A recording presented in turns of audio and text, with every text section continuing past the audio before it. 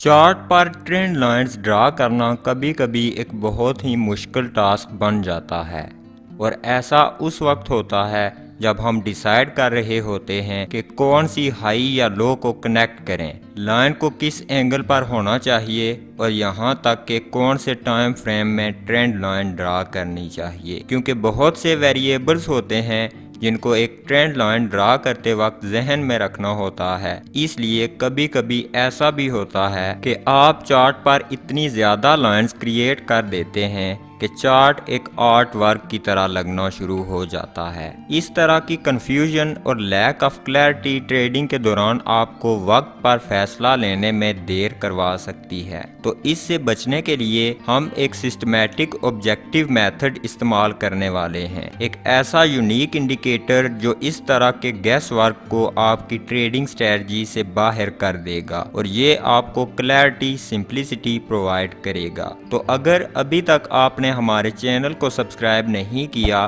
तो कर दें ताकि आने वाली वीडियोस आपको मिलती रहें और वीडियो को एंड तक मुकम्मल देखें। अब किसी भी तरह से आपने ये नहीं समझ लेना कि ऐसा करने के लिए इंडिकेटर्स का इस्तेमाल ही बेहतरीन है, क्योंकि ज़्यादातर वक्त इंडिकेटर्स में बहुत सा लैग होता है। ताहम जब इंडिकेटर्स को प्रॉपर समझकर इस्तेमाल किया जाए तो इंडिकेटर्स मार्केट में ट्रेंड्स को आइडेंटिफाई करने में थोड़ा बेहतर परफॉर्म कर सकते हैं। अब इस इंडिकेटर को HA मार्केट बायस कहते हैं, तो इसे चार्ट पर ऐड कर लेते हैं। उसके लिए ट्रेडिंग व्यू पर इंडिकेटर मेन्यू में आकर सर्च टैब में मार्केट बायस टाइप कर दें। टाइप करने के बाद इस इंडिकेटर को सिलेक्ट कर लें और चार्ट पर ऐड कर दें। ये इंडिकेटर स्मूथ हैकनाशी कैंडल्स को इस्तेमाल करते हुए मार्केट के ओवरऑल ट्रेंड की डायरेक्शन को डिटरमिन करता है। हैकनाशी से मुराद एवरेज कैंडल है और यही वो चीज है जो ये इंडिकेटर करता है। ये कैंडलस्टिक्स में एवरेज प्राइस को तलाश करता है। ये लाइन जो सेंटर में है ये हैकनाशी कैंडलस्टिक्स की एक सीरीज है। फिर बेहतर विजुअल्स के लिए इन हैकनाशी कैंडल्स को कलर चेंजिंग बैकग्राउंड के तौर पर भी प्लॉट किया जा सकता है। अब जैसा कि ये कलर चेंजिंग बैकग्राउंड बस सिर्फ हैकनाशी कैंडल्स का ही एक अक्स है, हम असल में इन कैंडल्स को मार्केट के ट्रेंड की बेहतर रिप्रेजेंटेशन के लिए ऑफ भी कर सकते हैं। अब इंडिकेटर की सेटिंग के लिए हमने इंडिकेटर की सेटिंग्स में आकर इनपुट में आ जाना है। हमने इंडिकेटर पीरियड को 150 से तब्दील कर देना है और स्मूथिंग को 40 से। अब एक बुलिश ट्रेंड में मिसाल के तौर पर बजाय ये सोचने के कि हम किस तरह ट्रेंड लाइंस ड्रा करें, हमने बस इंडिकेटर को एक्टिवेट कर देना है। जब इंडिकेटर का कलर ब्राइट ग्रीन होगा जैसा कि यहाँ पर है तो ये यहाँ पर एक स्ट्रॉन्ग बुलिश ट्रेंड को इंडिकेट कर रहा है, लेकिन जब कभी इसका कलर डार्क ग्रीन हो जैसा कि यहाँ पर है तो ये एक वीक बुलिश ट्रेंड को इंडिकेट कर रहा है। और इसको इस तरह भी समझा जा सकता है कि मार्केट पुल बैक कर रही है। इस वजह से हम इस इंडिकेटर को मार्केट में सिर्फ ट्रेंड आइडेंटिफाई करने के लिए इस्तेमाल नहीं करेंगे, बल्कि हम इसके साथ पुल बैक एरियाज को भी आइडेंटिफाई करेंगे जिनको हम लॉन्ग या शॉर्ट ट्रेड में एंटर होने के लिए भी इस्तेमाल कर सकते हैं। एक बेरिश ट्रेंड में ब्राइट रेड कलर एक स्ट्रॉन्ग ट्रेंड को इंडिकेट करता है, जबकि डार्क रेड कलर एक वीक ट्रेंड या पुल बैक को इंडिकेट करता है। और बिल्कुल एक बुलिश ट्रेंड की तरह ये pullbacks areas potential trade entries को रिप्रेजेंट करते हैं। अब अगर इन ट्रेड्स की तरफ देखा जाए तो ये बेहतरीन ट्रेड्स हैं, लेकिन हम कैसे डिसाइड करेंगे कि हमें कब इंटर होना चाहिए? उसके लिए एक बाय सेल इंडिकेटर बहुत ज़्यादा हेल्प कर सकता है। तो उसके लिए हम एक बाय सेल इंडिकेटर इस्तेमाल करेंगे, जिसको ऐड करने के लिए ट्रेडिंग व्यू के इंडिकेटर मेन्यू में आ जाएं और सर्च टैब में QQE सिग्नल्स टाइप कर दें और इस इंडिकेटर को सिलेक्ट करके चार्ट पर ऐड कर दें। QQE सिग्नल्स एक बाय सेल इंडिकेटर है जिसको एक और इंडिकेटर से डिराइव किया गया है जिसको QQE के तौर पर जाना जाता है। और QQE से मुराद क्वांटिटेटिव क्वालिटेटिव एस्टिमेशन है। ये सिग्नल वाले इंडिकेटर के मुकाबले में ओरिजिनल इंडिकेटर है। अब इसकी तरफ देखते हुए आप अंदाजा लगा सकते हैं कि जब भी ओरिजिनल QQE की ग्रीन लाइन रेड लाइन को ऊपर की तरफ क्रॉस करती है तो QQE सिग्नल्स पर एक लॉन्ग का सिग्नल जनरेट हो जाता है, और हर बार जब ग्रीन लाइन रेड लाइन को नीचे की तरफ क्रॉस करती है तो QQE सिग्नल्स पर एक शॉर्ट का सिग्नल प्रिंट हो जाता है। तो इसका मतलब ये है कि हमें ओरिजिनल QQE इंडिकेटर इस्तेमाल करने की ज़रूरत नहीं, तो इसे डिलीट कर देते हैं। अब ये दोनों इंडिकेटर एक स्ट्रेटजी के तौर पर इस तरह काम करते हैं कि हर बार जब एक पुल बैक होता है जिसको मार्केट बायस इंडिकेटर आइडेंटिफाई करता है, हमने एक लॉन्ग ट्रेड में एंटर होना होता है।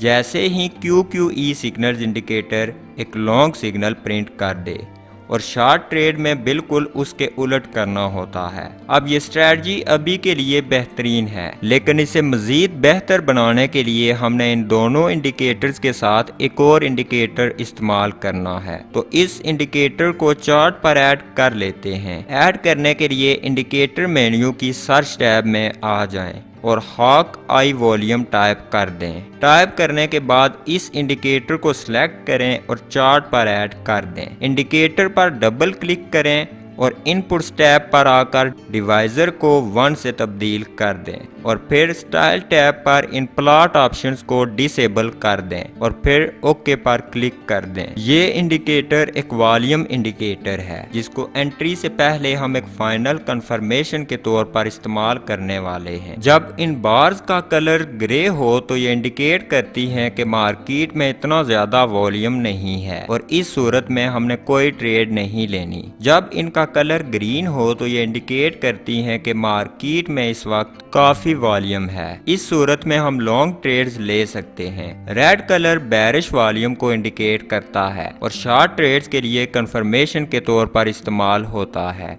अब इस स्ट्रेटजी के तहत हमने ट्रेड्स कुछ इस तरह लेनी है। एक लॉन्ग ट्रेड के लिए पहले तो मार्केट को एक बुलिश ट्रेंड में होना चाहिए। हम इसको ट्रेंड लाइन ड्रा करके नहीं बल्कि ये यकीन करके कंफर्म करेंगे कि प्राइस ट्रेंड रिबन से ऊपर ट्रेड कर रही है और उसके लिए रिबन का कलर डार्क या ब्राइट ग्रीन होना चाहिए। दूसरा, मार्केट को एक पुल बैक करना चाहिए और ये इस तरह कंफर्म होगा कि जब मार्केट बायस इंडिकेटर का ट्रेंड रिबन अपना कलर ब्राइट ग्रीन से डार्क ग्रीन में तब्दील करेगा। तीसरा, पुल बैक के दौरान हमें QQE सिग्नल्स इंडिकेटर से भी एक लॉन्ग का सिग्नल मिलना चाहिए। इस सिग्नल के वैलिड होने के लिए ये जरूरी है कि इनमें से कोई एक कैंडल भी इस ट्रेंड रिबन को टच ना करे। तो यहाँ से लेकर यहाँ तक तमाम कैंडल्स को ट्रेंड रिबन से ऊपर होना चाहिए। आखिर पर हमने कंफर्म करना है कि मार्केट में इस वक्त इतना बुलिश वॉल्यूम है कि प्राइस को हमारी फेवर्ड डायरेक्शन में पुश कर सके। उसके लिए इस वॉल्यूम इंडिकेटर की बार ग्रीन होनी चाहिए। तो इस कैंडल पर हमारी तमाम एंट्री कंडीशंस मिल चुकी हैं। तो हमने यहाँ एक लॉन्ग ट्रेड में एंटर हो जाना है। Stop loss recent swing low से नीचे सेट करना है और टेक प्रॉफिट हमने रिस्क की गई अमाउंट के 2 गुना कर लेना है।